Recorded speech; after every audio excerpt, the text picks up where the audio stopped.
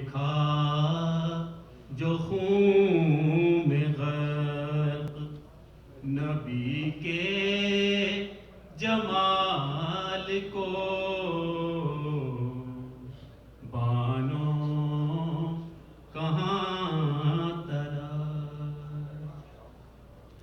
شبیر میرے پاس ہے صدقے کو بس یہی، شبیر میرے پاس ہے صدقے کو بس یہی، جھولے سے لا کے دے دیا بانوں نے لال کو، بانوں کہاں تلاش؟ شبیر لا رہے ہیں میدان سے دیکھیے، شبیر لا رہے ہیں میدان سے دیکھیے،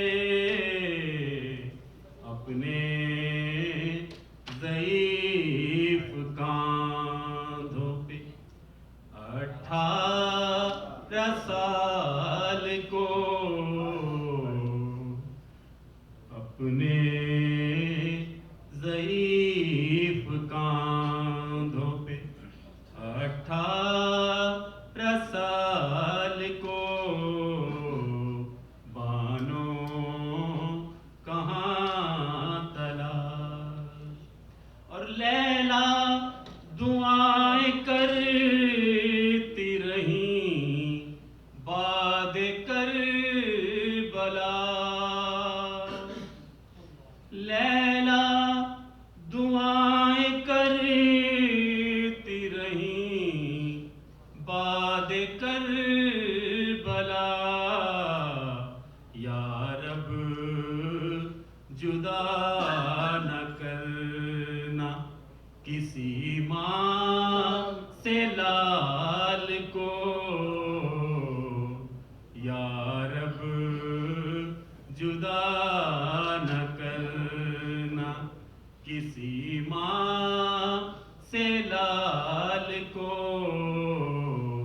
بانوں کہاں تلاش کرے اپنے لال کو،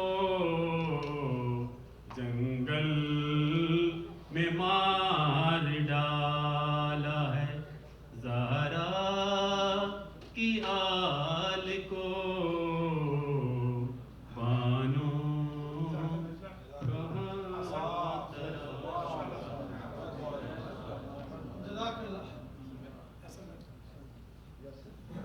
محمد وآل محمد صلوات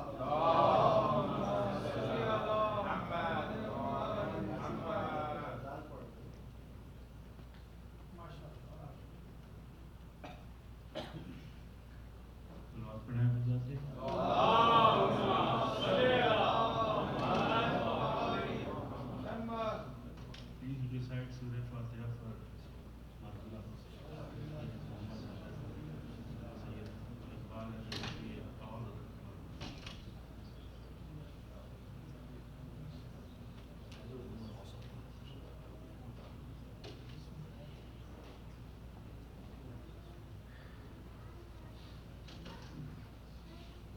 اکبر کا جنازہ 18 برس کے لیے، اکبر کا جنازہ، اکبر کا جنازہ، وہ شہلاتے ہیں ہم شکل پیمبر کا جنازہ، پیمبر کا جنازہ،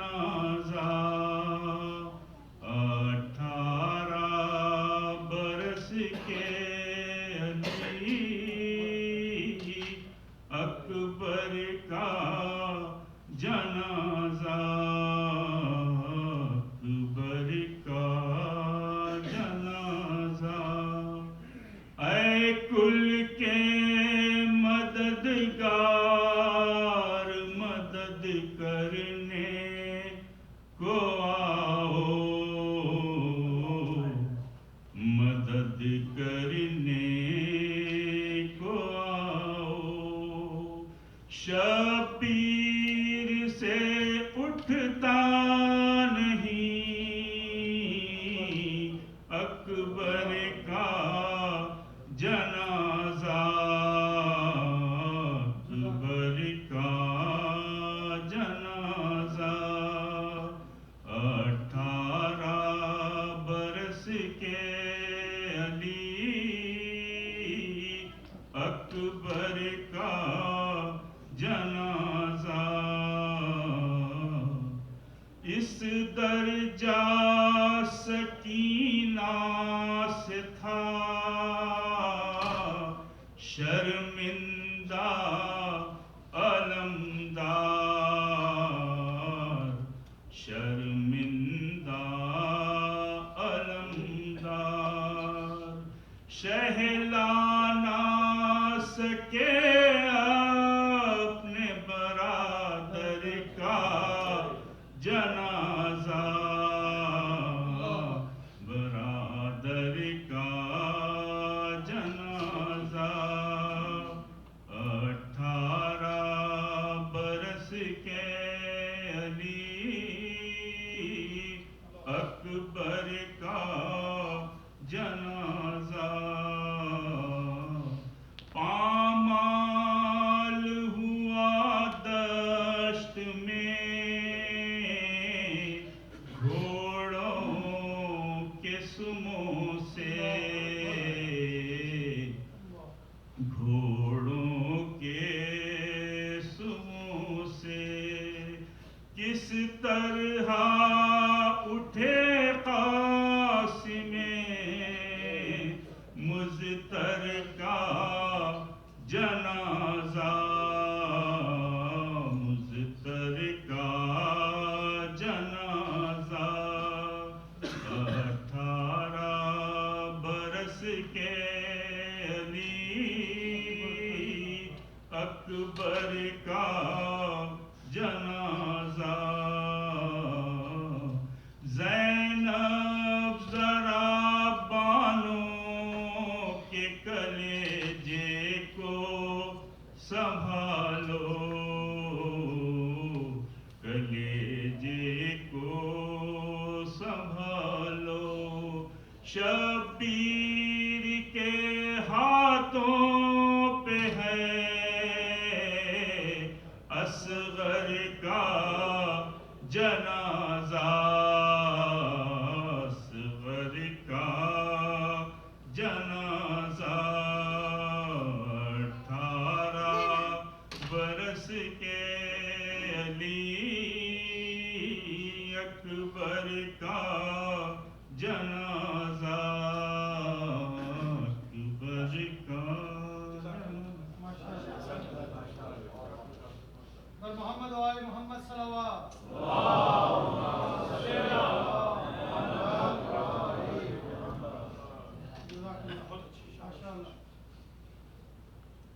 محمد و آل محمد صلوات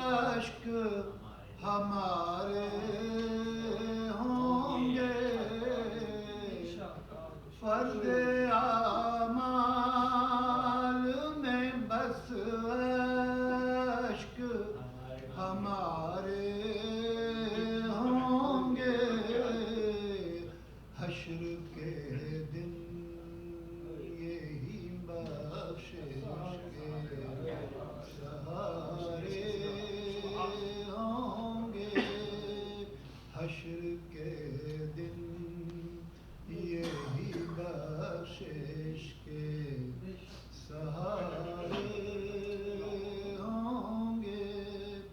قبر میں چین سے سوئیں گے عزادار حسین. قبر میں چین سے سوئیں گے عزادار حسین. آنکھ کھولیں گے تو کوثر کے کنارے ہوں گے.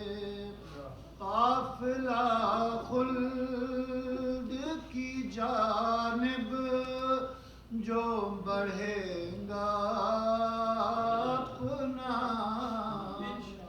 قافلہ خلد کی جانب جو بڑھے گا اپنا. راہبر حضرت عباس ہمارے ہوں گے. اہل ماتم کو بھلا روک سکے گا کوئی. اہل ماتم کو بھلا روک سکے گا کوئی. باب جنت پہ جو بلارے ہوں گے.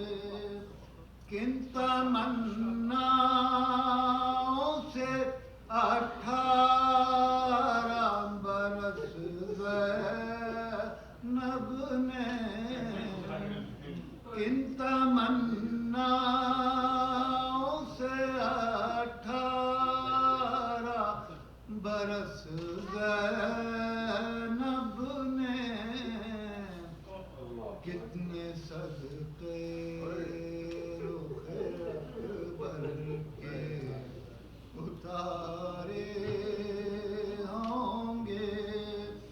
اس کو ایک ماں ہی سمجھ سکتی ہے بعد اکبر.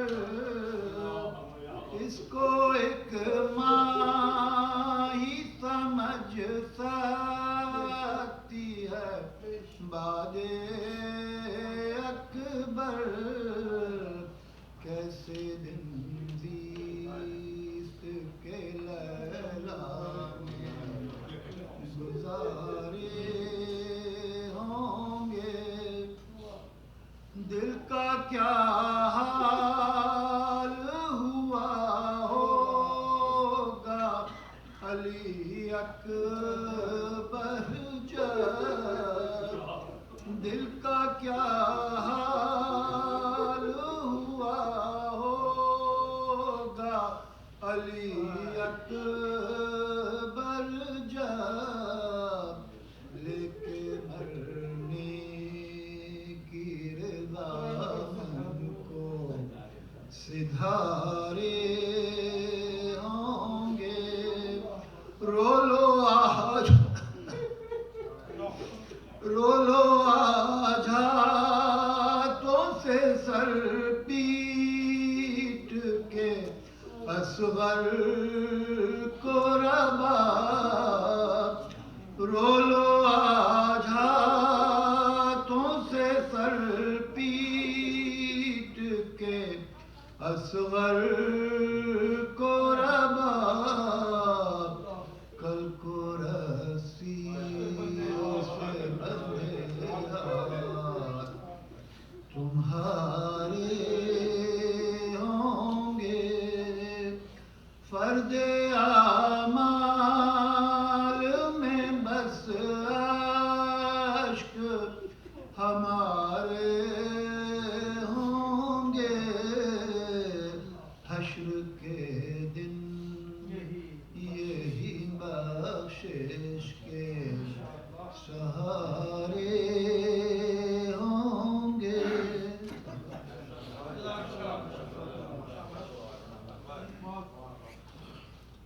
صلوا على محمد وآل محمد. محمد.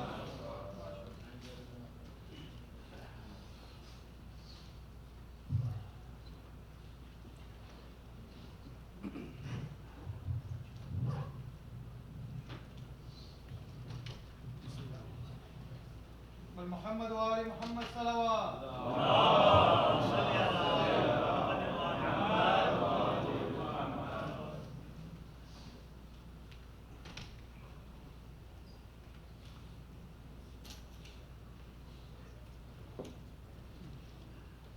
بآواز بلند سلوات.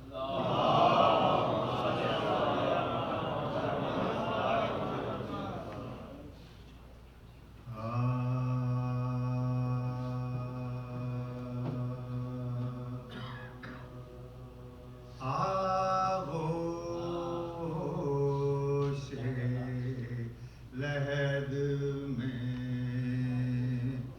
جب کہ سونا ہوگا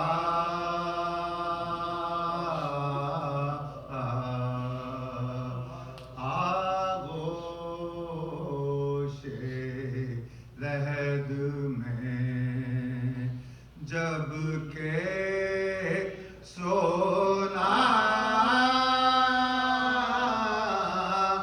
ہوگا جز خاک نہ تکیا نہ بچھونا ہوگا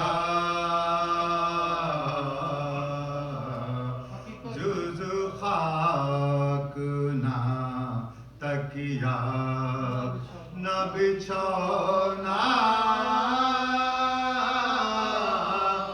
ہوگا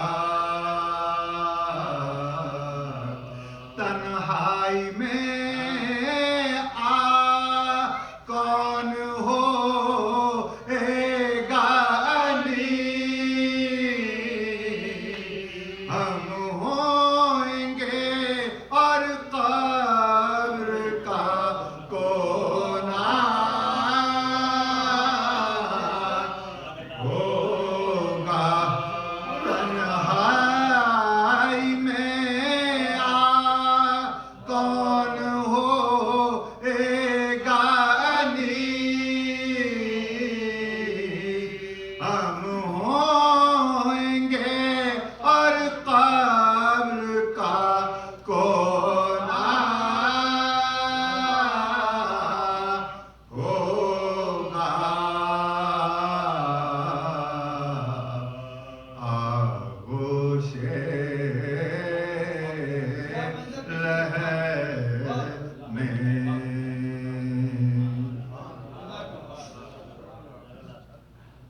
میں انٹی کے گھر میں 22 سال سے برسیہ پڑھ رہا ہوں اقبال کے فاطمہ کے گھر میں اور انٹی حضرت عباس کی جو مجلس 8 محرم کو کرتی تھی اس میں محمد علم رہتا تھا مجھے یاد ہے تو میں حضرت عباس کے لیے ایک بار اس کے بعد حضرت علی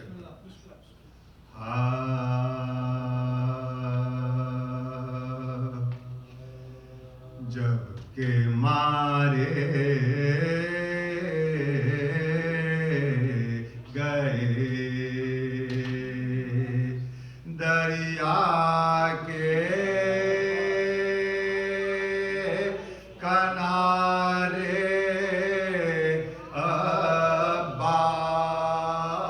عباس جب کہ مارے گئے دریا کے کنارے عباس اور لب تشنا ہی کوثر کو سدھارے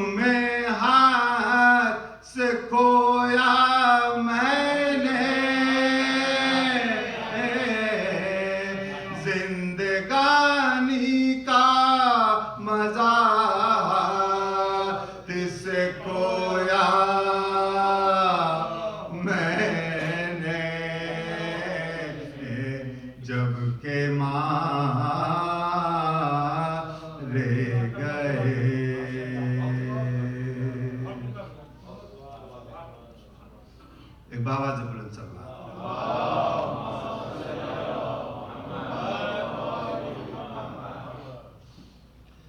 قیام آدمی صاحب کے سلام سے چند شاہ.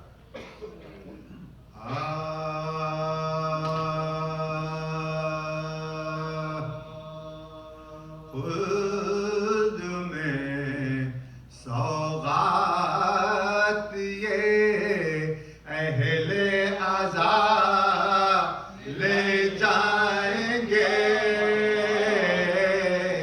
خود میں سوغات یہ اہل عزا لے جائیں گے. کربلا کی خاک تھوڑی سی اٹھا لے جائیں گے. خود میں سوغات یہ اہل عزا لے جائیں گے. گمراہی کا غم نہیں میدان محشر میں ہمیں مانگ کر زہرا سے جنت کا پتہ لے جائیں گے. خود میں ولات یہ اہل عزا لے جائیں گے.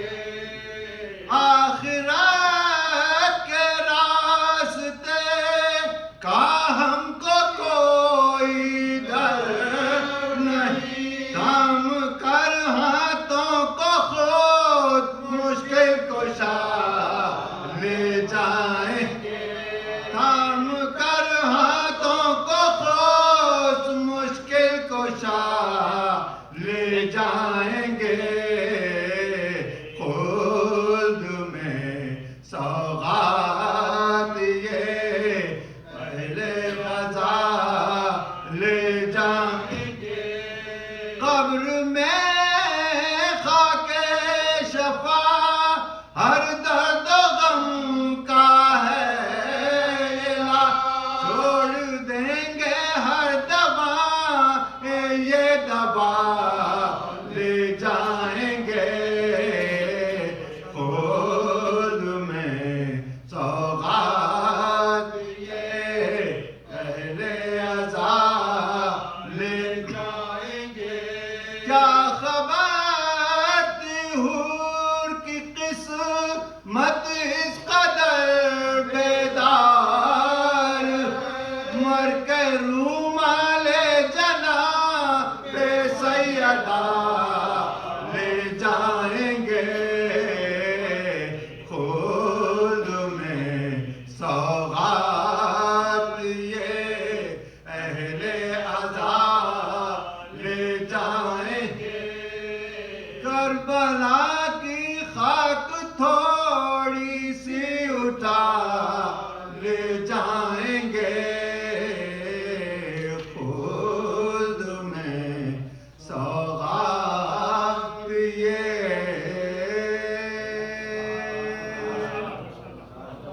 فاتحہ.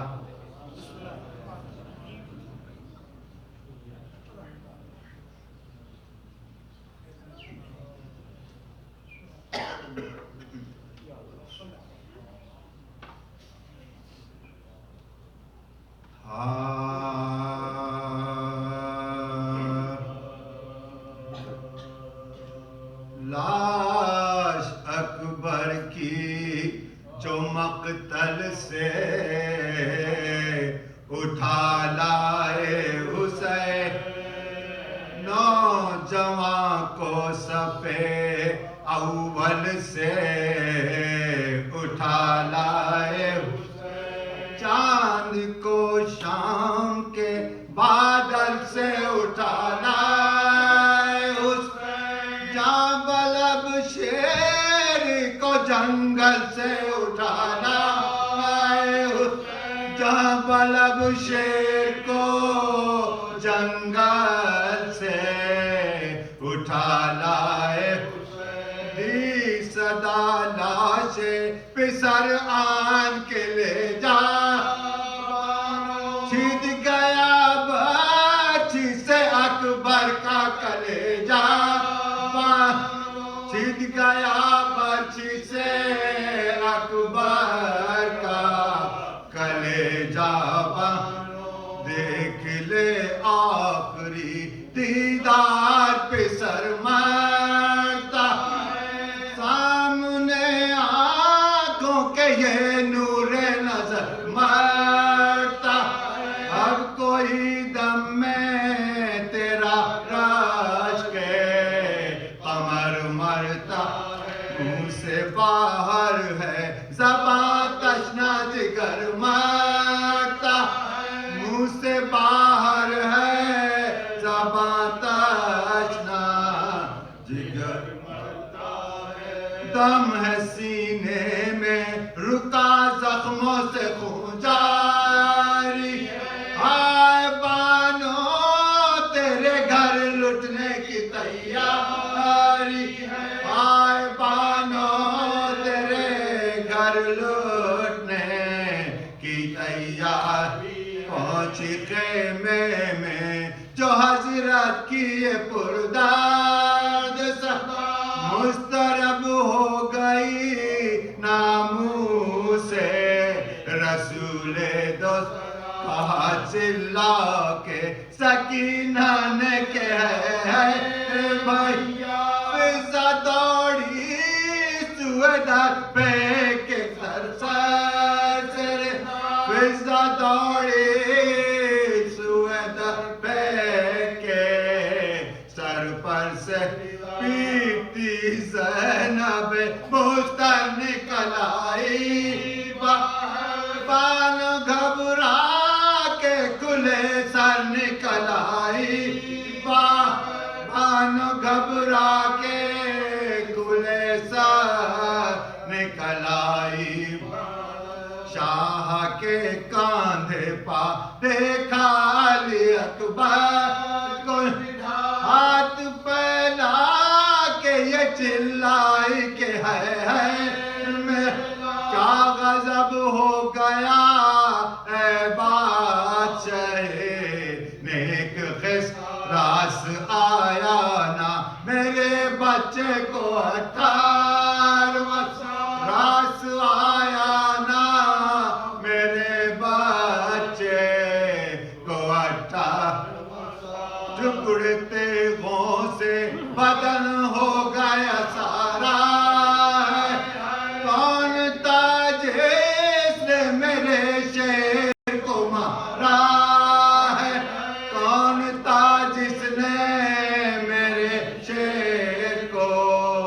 مارا کہہ کے یہ لاش پسر خیمے میں لائے سر ہاتھ اکبر کے سنبھالے تھا کوئی اور کوئی سر شہن فرزند کو آہستہ لٹایا جا گر کے پہلو میں تڑپنے لگی ماں خاتج گر کے پہلو میں تڑپنے لگی ماں خاتج کہتی تھی دل پا سنا غم کی لگائی بیٹا آکے کھولو نہیں مرتی ہے یہ دائی بیٹا آکے کھولو نہیں مرتی ہے یہ دائی سن کے مادر کی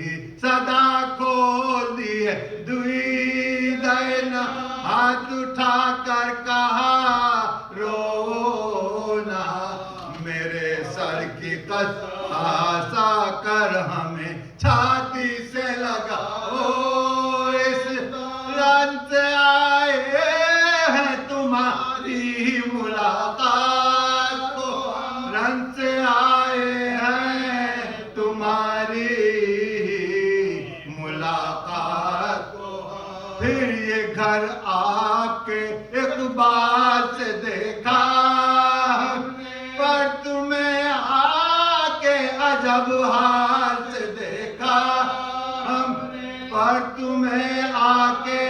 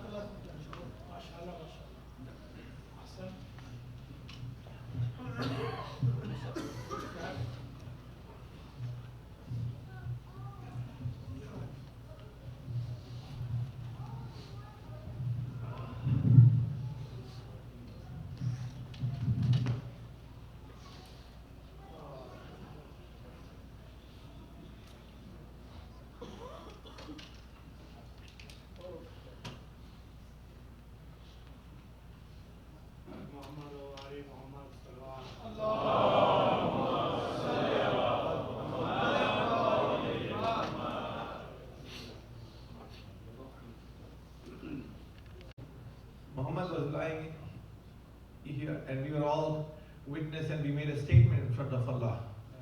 We said we know nothing but good about this person. In the entire life of mine, this statement has never been true and genuine the way it was on Friday. That was a real, true and genuine statement. Muhammad's soul was too big to be contained in his body. His spirit was too big to be in this world. He really belonged with the higher spirits. Muhammad, in spite of his disabilities, was always smiling. I never heard him complain once, not once, why he was the way he was. His life of 27 years should be an example to all the youth. His life should not go a waste. The way his family, Iqbal, my brother Iqbal, and Fatima handled it, should be a lesson for all of us, how we face difficulties in this life. Allah has said repeatedly in Quran that I have sent ayat to you. And these are the ayat. Anything can be ayat. And these are the examples for us to emulate. And these are the people for whom we should be grateful and learn from them how we can handle the difficulties that come to us without our doing. This was Allah's will. This was Allah's desire to test people. Allah has said that I'm going to test you with your awlad and with money. And this was a test for Iqbal and Fatima. And I congratulate them for passing this test. I congratulate the family for passing this test. And I am sure that today Muhammad is a much relieved person than what he was. In Ramadan, he was here with me. Iqbal was busy serving people. I fed Muhammad his dinner. I realized how difficult it was for him to eat food, something that we take it for granted. I want you all to reflect, please, especially the youth. Please reflect on yourself. Please think of the difficulties that we could face, and please be thankful to Allah and learn from Muhammad's life. I would like to invite his friend Jared to come and say a few words. Jared, are you here? Beautiful message. Jared, Jared is Muhammad's good friend. He was with him all the time. So please let's listen to what Jared has to say.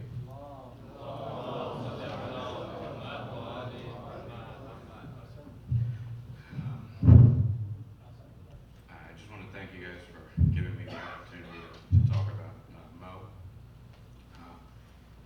We were friends since. Clip it onto your shirt so you won't bounce.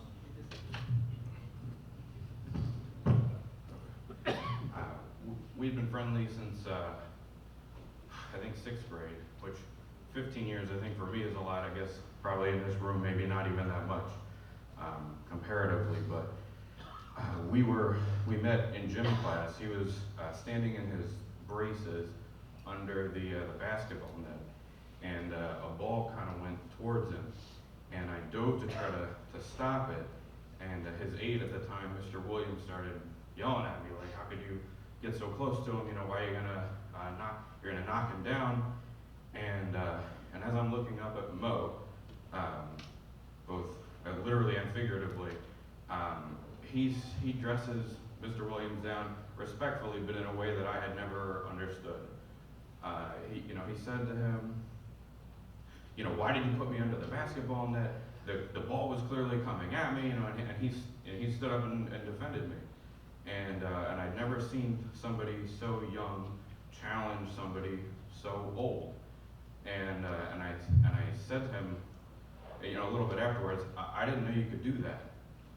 And he said something that I think at the time I didn't understand, but something I think was extremely prophetic. He said, you can argue with anyone you want about anything you want, as long as you know what you're talking about. And we had 15 years of arguments, many of which I didn't know what I was talking about, at least relative to Mo. we talked about everything that I could think of. We argued about politics and science and religion and sometimes we argued for 3 hours about whether or not you could give cats cat food. I mean, sometimes we argued about things that literally made no sense when we reflected on them later. And we would sit, for hours, usually, in his basement, and a lot of times we'd hang out maybe until around midnight. Whenever his dad wanted to go to bed, he'd come down and have to put him up in his bed. And in order for us to, hang out longer, because I don't know if you know Mo, you know that he used to stay up way past midnight, sometimes past 2. I don't know, maybe even more, I'm not sure. So we used to, and in order to be able to do that, I had to learn how to take him from his chair and put him in his bed. We had a whole routine where, he'd take his classes and put the sheet and give him the remote and, whatever it was that he needed. And as I was walking away down the stairs to leave, I'd always hear as I'm walking away, thanks, man. And sometimes sometimes it made sense, because sometimes I literally would put him in bed, but sometimes I would, he'd be in the kitchen still, and I'd be leaving, and as I'm walking away, he'd always say, thanks, man. And sometimes I literally didn't understand what he was thanking me for, because, sometimes I would come over and, eat all his cookies and spill Coke on his floor and move all of his desk toys in a way that was really, I think, annoying. And no matter what, argument we would have, I remember sometimes his dad flying down the steps, like, oh my God, is someone hurt? We were just yelling at each other. And no matter how we left things, and as I'm walking away, I'd always hear him just in the back of my head just saying, thanks, man.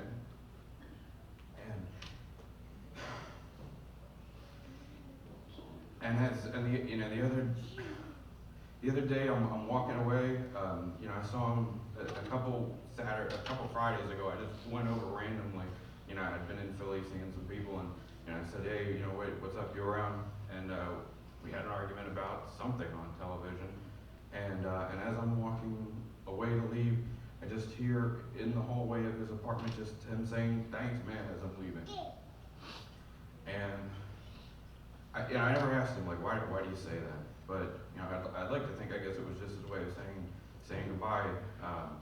But if there's anything I could say just to remember Mo, it would be, thanks, man, for all of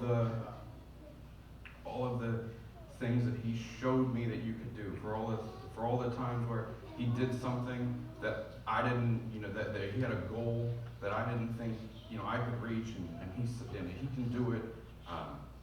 He did anything he put his mind to. He did, the types of things that he would set himself up as a challenge. Sometimes I thought it was just for fun. He would build these little trinkets, and he'd list all these dinosaur names, and I didn't know a single thing that he didn't understand. A lot of times I used to tease him. I had to go to law school just to learn something he didn't know. And he's still did more than me. I wish that I could thank him for, being my best friend, and for being there when my mom passed away, and for just being an example of what it means to be a person who perseveres. Thank you.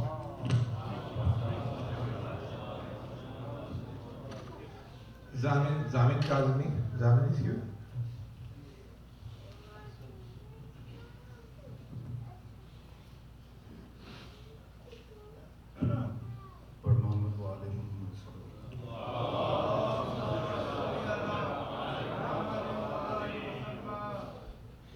So I've kind of been rattling around in my mind with a couple things that I could say to introduce my cousin. I could give examples of his intellect. We could bring up Villanova. We could bring up UPenn. We could talk about his personality, and I could bring up that one time when we got stuck in an elevator, and he told me, like, oh, if you get really hungry, you can just eat your crayons. They're non-toxic. Go ahead. And he was trying to get me to, like, do little things, just kind of for his amusement, as older cousins do. But in actuality, none of these things really need to be said. If you've had even one conversation with him, you know his personality, you know how honest he is, how he kind of just knows everything. You can talk to him about any topic. If you've ever been misfortunate enough to be on the opposite side of a debate with him, you'll know firsthand. The guy just knew everything. Any topic you wanted to talk about, it didn't matter. When our Nani and Nana passed away, my mom and my Khala were very, very emotional about it. And to comfort them, he would say, how do you think they would feel if they were standing here seeing you crying the way that you were crying, right? So when I start to get sad about Mo, I just start to think, like, if he were here right now, he would probably just crack a joke or try to like change the subject, or maybe even just try to like play Burnout on his PlayStation, just completely talk about something else. And that really was his personality. I remember when we were little kids, there was one time me and Hassan got into like a little argument when I went over to their house, and Hassan was like, I was like 6 maybe, and Hassan's like, you can't play with my toy airplanes. So like as a 6-year-old, this was like the end of my world, right? I was like, I can't play with these toy airplanes. This is before iPads and iPhones. And Mo was like, oh, don't worry about it. If you ever knew him when he was a little kid, he really loved dinosaurs. So he prints out this little activity for me. It's like a prehistoric globe of how the land was laid out when dinosaurs were here. And he's like, oh, color it in real quick. I had no idea where he was going with this, right? He's like, color it in real quick. I colored it in. He's like, oh, cut it out. I'm like, okay, cool, cut it out. He's like, oh, go to my parents' bathroom and take a whole bunch of cotton swabs without telling them. I'm like, okay. I go get a whole bunch of cotton swabs. He's like, tape them together in a ball. And I'm like, okay. He puts the paper around it, tapes it together, and just made like a little activity for me when my world was completely shattered. I was like, I can't play with these airplanes. What am I possibly gonna do until my parents wanna leave? And that exemplifies his personality even more. He was just one of those people that always wanted to make everyone comfortable in the room, always wanted to make everyone feel welcome, always wanted to make sure that like, he would tell me like, oh, go make sure that this uncle got chai if they came to his house. Go make sure this uncle got food. He always would think about others, even though everybody was kind of trying to think about him. And I remember the last time I saw him was July 25th, a little bit less than a month ago. And I was at his apartment in Philadelphia, and Mo, the kind of like goodbyes he would give, it was always like, he was already doing whatever he was gonna be doing when you left, and he would just be like, all right, man, see you later, like, bye, you know? So it was me and my brother kind of hanging out in his family room, and he's on his computer, and he's just like, yo, like, are you guys gonna leave or what? I'm trying to work on my website, you know? Like, he had a website, he was just trying to get work done. And I'm like, yeah, Mo, I guess if you're trying to get work done, we'll leave. And he kind of like makes a fist for me to like pound him. And I pound him and I say, all right, Mo, peace, I'll see you again soon, right? And it never dawned on me that it would be the last time I ever saw him. But recently I remembered that it won't be the last time I ever see him. It just won't be soon. We never know when we are gonna go, but I will see my brother again. Thank you.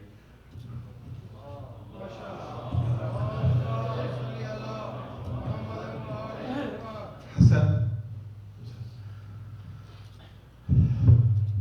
as you all know, Hassan is Muhammad's younger brother, and he was his guardian always. Assalamu alaikum.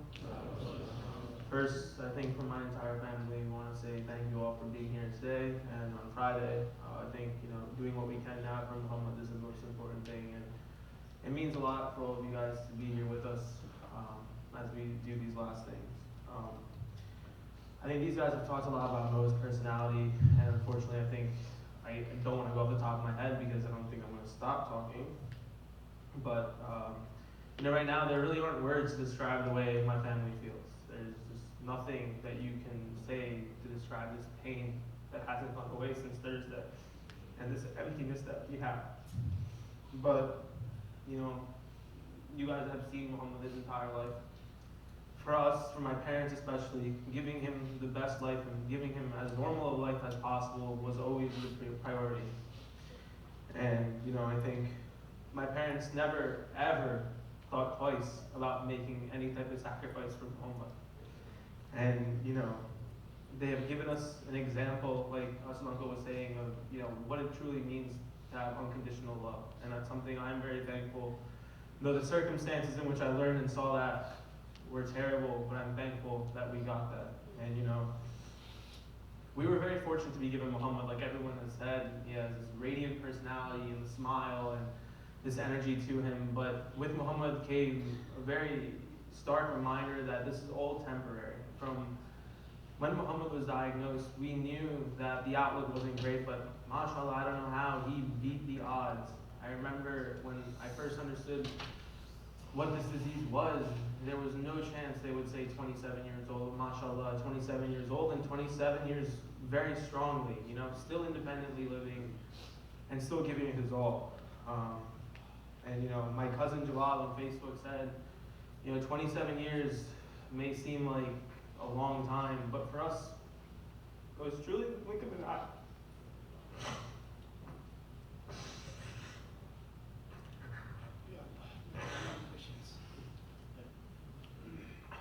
But, you know, I think the biggest thing for us really is to say thank you for accepting Muhammad, for having him part of this community, for all the boys, you know, the countless times we've been here, keeping him always involved and giving him as normal of an experience that we can. And, you know, he had all these physical disabilities and challenges, and he had the wheelchair, and even when we would go out, people would give him looks like, oh man, this kid's in a wheelchair, but never here did anyone ever discriminate. Never here did he come to Bethel Qayem or Bethel Usser and, you know, have a hard time.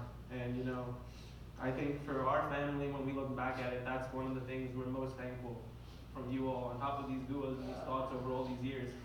But despite Muhammad being so different, really accepting him as one of us. And, you know, he was loved so strongly by this community, but I truly believe that he reciprocated that love as well. And I think, you know, some of you were able to experience, like Zama was saying, how he'd always make sure someone got Jai, or someone got this, or someone got that. You know, it was always on his mind. And, you know, in reality, it hurts to be here at Bethel Qayem today. It hurts to be at home. It hurts to be in the car, because everything is a memory. But, you know, I think the biggest measure of Muhammad's life is that we have these memories, and that, you know, we can look back at them and we can be happy about them. And everyone in this room will have a memory, I think, with Muhammad, either, you know, the countless iftars we've had in this hall, how many times, you know, I'd go get a plate, or, you know, Baba would just cut the line completely. Didn't matter how long it was. He would say, oh no, I'm getting a plate for Muhammad, and just go straight to the front.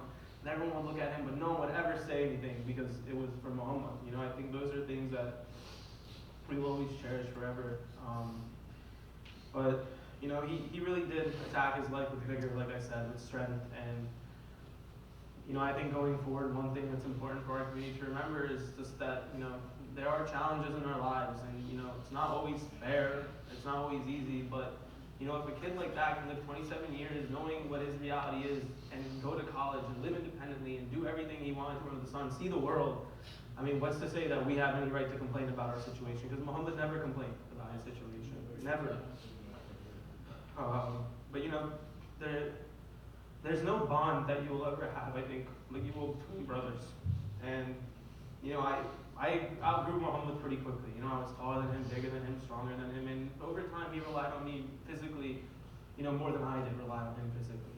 And, you know, it's tough to see your brother like that. You know, someone who's older than you look up to, but never at any point did I ever stop looking up to Muhammad. You know, he was always big brother. You know, as much as I would argue with him, as much as I would make fun of him, you know, he would get so mad at me, but there was never a point where I said, no, I don't look up to Muhammad, because there was always something. And like, you know, Jared and Zaman talked about, like, arguing with Muhammad was like arguing with Wikipedia. Like, there was just no way you could get around him. I remember at some point in the last couple of years, I decided to make things up, because I was like, there's just no way to end these arguments. So I would just make up facts, just to spite him. And he'd be like, no, it's not true. And I would be like, yeah, I read it on Wikipedia, I read it on Wikipedia. But, you know, that was Muhammad, you know, and I think we're all very thankful that we had all of these memories and all these moments. But also, I'm only half of what we're going through in terms of my sister, Nazish, is in women's right now, and, you know, she was our older sister. So, you know, she knew a life before Muhammad and before this diagnosis, and ever since then, for the last 27 years, she has had to be the pillar of our family, not just for me and for Muhammad, but also for my parents, who every day woke up to this reality and knowing the struggle that we had to go through. And you know, one thing, I think the biggest joy anyone ever gave Muhammad were Zayn and Ammar. I cannot explain to you guys how happy those two kids make Muhammad. And how when he would hold Zayn, and I remember we went on vacation in Puerto Rico, and the smile Muhammad had in his face when he would hold Zayn, it was unmeasurable. And you know, we used to make fun of Muhammad all the time, like, man, you're always on Amazon, like, you're always online shopping. God, I don't know how many gifts he bought for Zayn. And you know, Ammar was born a little bit more than a month ago, and he was already looking at stuff to buy for Ammar. I think Ali was telling me that he had already bought like 200 more balls for their ball pit that they have at their house. Like, those kids gave him something else in life that I don't think anyone else could give him. And also, there was a fulfillment in his life from those two kids that I don't think many of us ever feel in 50, 60, 70 years of life. And I think that's a testament to also how he approached his life, that there is happiness in this world. There is things, you know, there are things that we can be happy and thankful for if you focus on the right things. And you know, you're given a life where you know it gets rough at the end. You know there is no happy ending, but still there was happiness for Muhammad. And I think, again, there's another lesson to be learned. So just in closing, you know, obviously I want to thank everyone here, and I think Baba will say the same thing. I mean, there's no way to thank you guys for every dua that's been made for Muhammad over these years. Anytime Muhammad had to go to the doctor, or he had an operation, or he had some sort of thing going on, you know, Amma Yajibo here at Bethel Qayem, or at Bethel Asr, where we have all of our childhood memories. I mean, just never-ending support from this family that we've had at Bethel Qayem. But I also want to say thank you to my parents, because you guys really, like I said, showed us this unequivocal love that one day, inshallah, I'll be able to show to my kids, and you know, Nazish can show to her kids, and Holly can show to their kids, because that's really what matters in life. And you know, things like these really make you appreciate and understand that.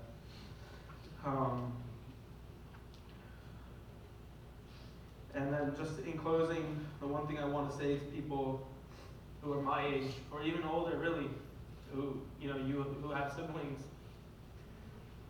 don't ever leave anything unsaid. Just, if you have siblings, when you guys leave here today, call them and tell them you love them, because you genuinely do not know what your last chance will be. So thank you again for everything you guys have done for my family over these years, and for what you've done for Muhammad.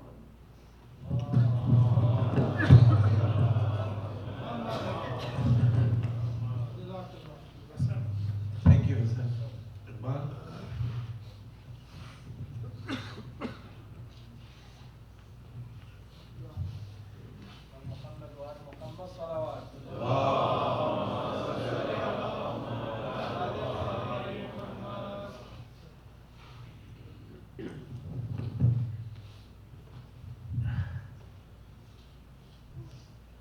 Assalamu alaikum. I just don't know where to start.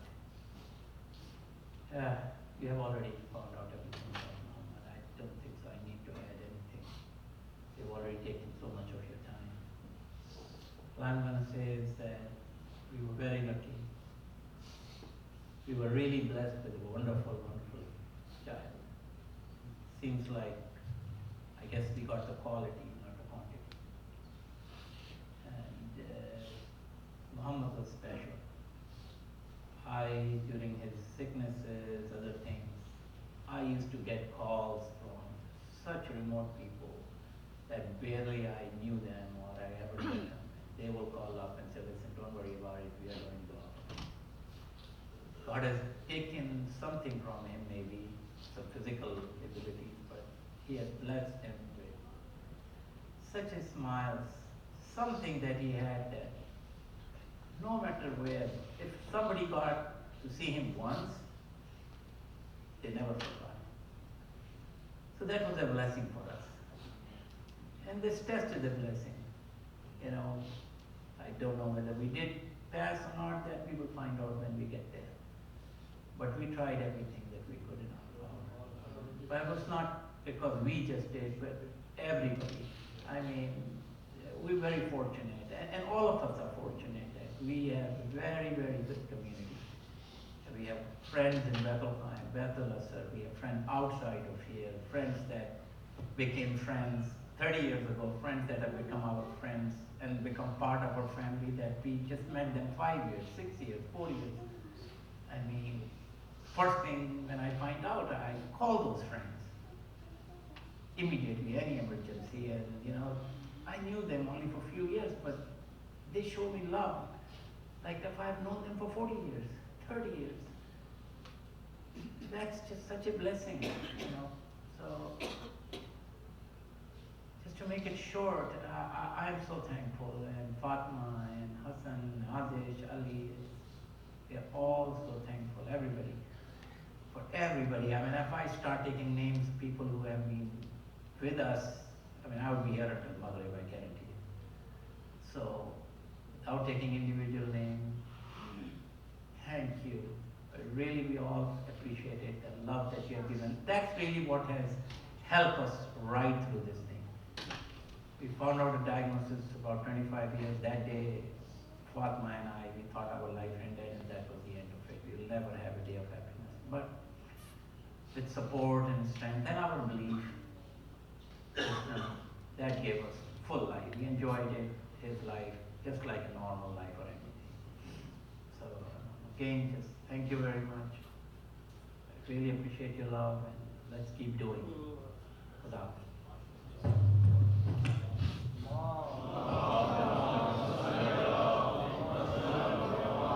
With a loud salawat, let's welcome Maulana to the member, inshallah.